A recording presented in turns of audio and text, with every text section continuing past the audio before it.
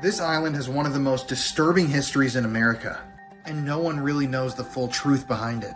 So like I said before, this island was owned by multi-millionaire Francis Sheldon, pictured right here. And Francis and a number of other local men from Michigan, including this guy, Gerald S. Richards, ran a boys' camp on the island.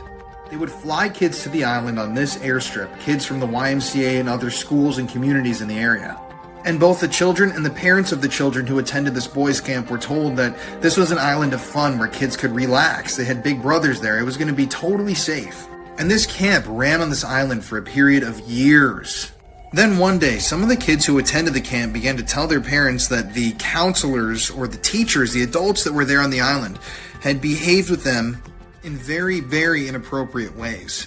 They began telling their friends and parents that they were taken into these cabins pictured here on the island. They were assaulted. They were told to remove all of their clothing and that there were cameras all over the place.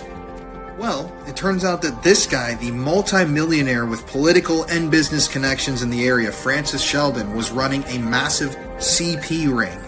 And they had been abusing the children on this island under the guise of bringing them to a boys' camp for years, recording all of it, selling it across the world.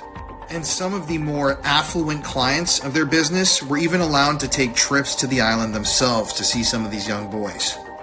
Now, this story bears an obvious resemblance to the story of Jeffrey Epstein, but there are some very, very strange things that are happening here that nobody knows about, and the government still refuses to talk about to this day.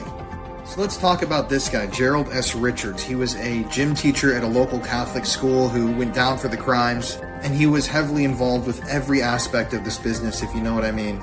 Well, it seems like through his political and business connections, Francis Sheldon was actually tipped off that he was about to be arrested and raided and charged with these horrific crimes. So Francis, before he could be brought to justice for these crimes, he actually fled the country in a personal plane. He then moved to France, got remarried, and died in Amsterdam, and never had to pay for any of the crimes that were committed here. But it's when we start talking about the murders that this story really starts to blow my mind. So take a good look at this guy, Chris Bush. This is Christopher Bush's father, Harold Lee Bush. Now, he was an executive with General Motors, and the family was obviously extremely wealthy. They were politically connected, and they were very connected to every business in the area. These guys had a lot of power.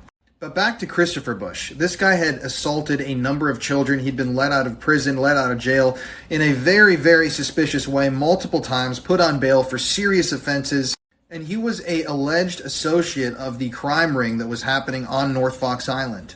Meaning that, like I said earlier, he was one of those people who could afford to actually fly out to the island to do things himself. I'm out of time. Follow for part 3. This is where it gets juicy.